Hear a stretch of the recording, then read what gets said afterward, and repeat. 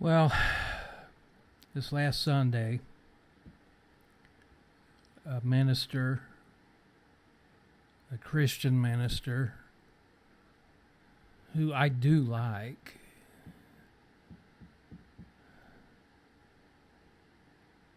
he started a series on Don't Judge. Don't judge.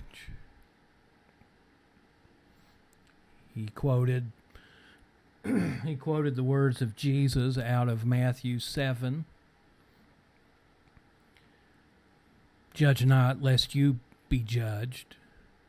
The measure you mete out in judgment of another person, that's the same measure that's going to come back to you. Take the beam out of your own eye so you can see clearly to remove the speck out of your brother's eye. I'm sure you've heard it. Everyone's heard this verse.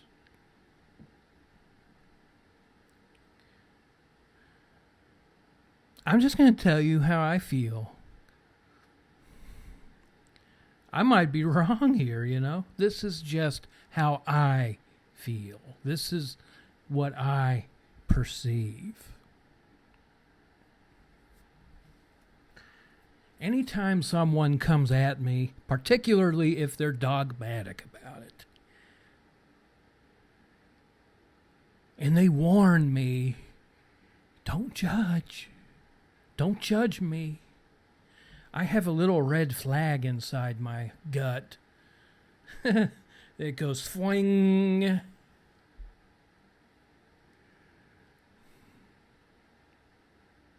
I'm on high alert anytime I hear anyone say, don't judge.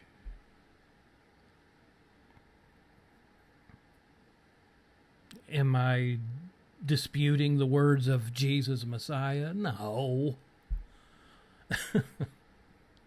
But I think maybe we ought to study his words a little more carefully. What you think?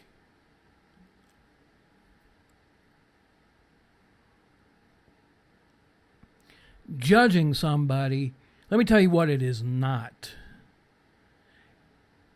There are elements of it involved, but judgment is not the same thing as slander. This minister I'm thinking of, I think he's confusing the two. You know, when you're critical of somebody and you criticize somebody, that's judging them. No, it isn't. Not necessarily.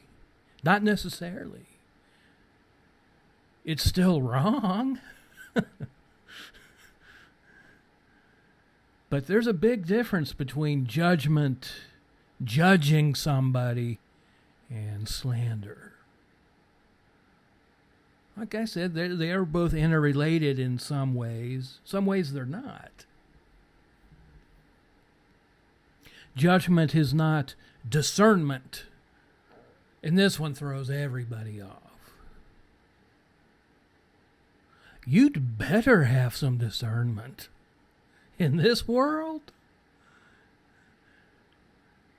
I don't know if you've noticed it or not yet, but the world is teeming with narcissists. I don't believe this 5% number that whoever came up with it, I don't know who came up with it. Somebody on high said there about 5% of the population is narcissistic. Bull! Do you believe that? In this world teeming with them, I strongly suggest that you exercise discernment. Discernment is not judging. Determining whether someone's behavior is right or wrong, that is not judgment. And warning people that this certain person's behavior is improper, that is not judgment. Why have a sex offenders list if it's a sin to judge? Are we not judging the sex offenders by posting their name, making it public? I could go off on, I just, I don't want to change the subject here, but some Christian reality show guy, Duggar, I don't know who he is, but he was a big pro-family, anti-gay Christian activist, on some reality show, and I guess it came out that he molested 4 of his sisters, I think, 4 of his biological sisters. He raped them as a teenager, and they covered it up. That's disturbing, but what's disturbing is all the Christians coming out and making excuses for him and making apologies for him. And you know what I hear a lot in some of the Twitters I've read of people defending this molester? We shouldn't judge.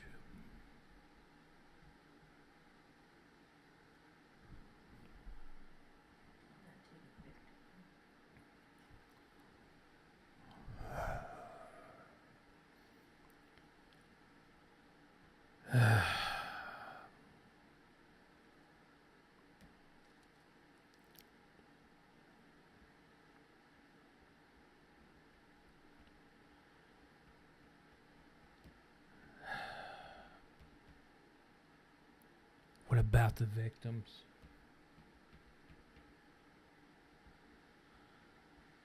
Is there any judgment? What's your judgment for them, you molester apologist? What's your nice, comforting words of wisdom for the young girls that he raped?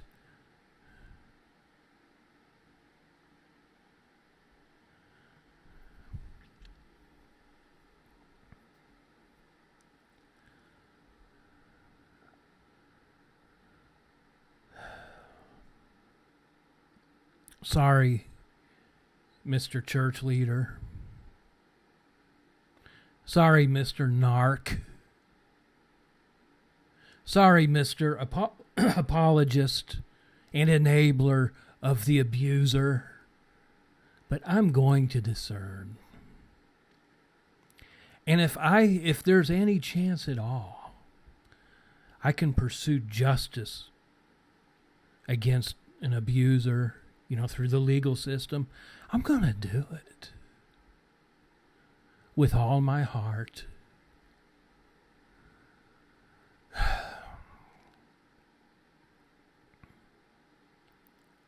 Judgment.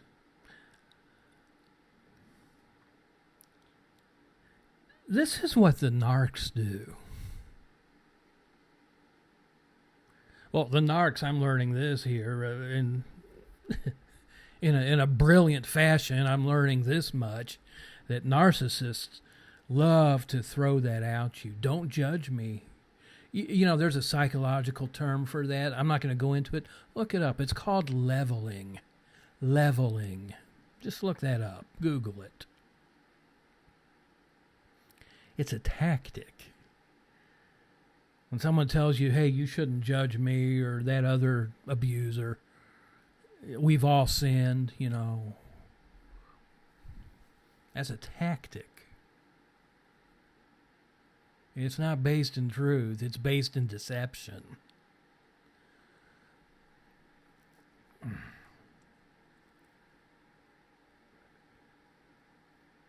The narcissist is the one who judges. To judge somebody,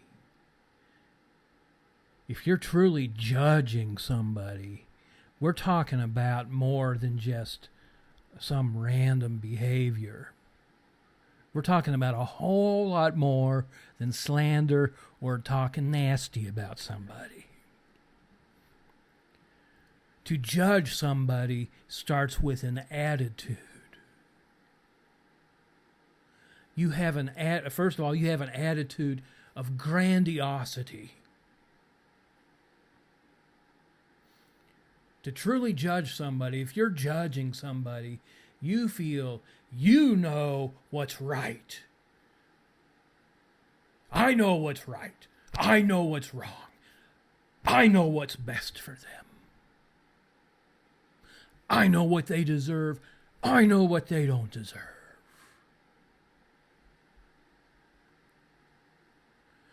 I'm the one who determines whether they should be happy. I'm the one who determines whether they should not be happy. I am judge of that person. Do you get the feeling? Do you get the feeling of what I'm saying? It's a lot more than just words or doing something or saying something. It is an attitude. It's that log, it's that big beam timber in your eye that Jesus was talking about.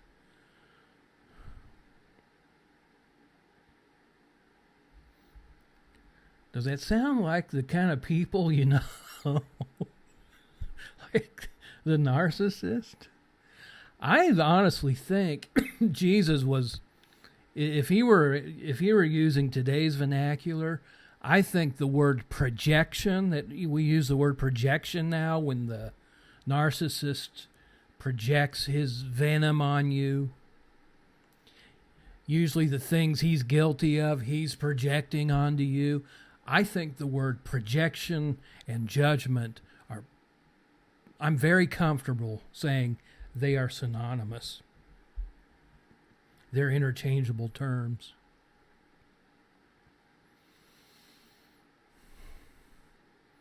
To judge somebody, essentially, this is what I think, okay?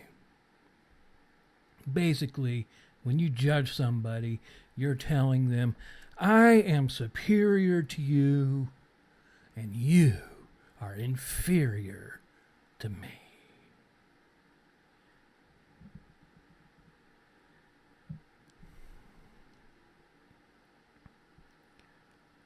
I want to close by saying this in reference to the minister who's now doing it, teaching his congregation not to judge people.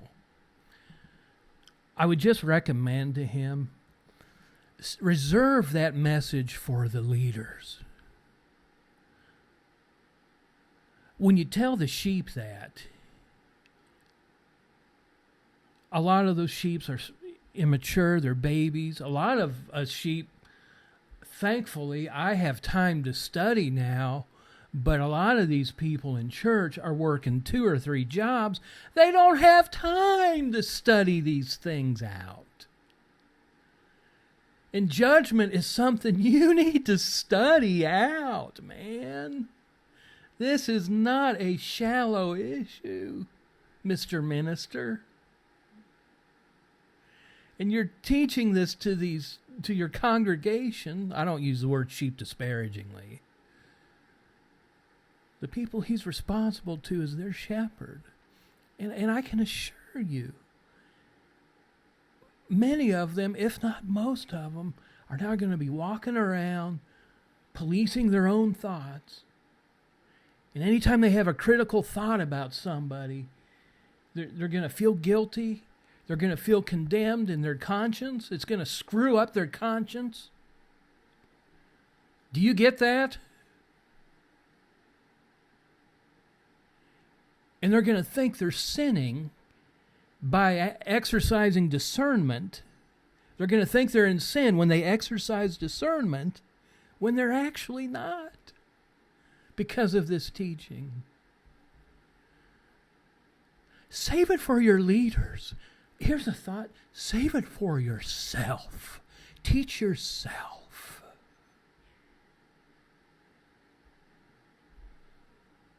Thank you.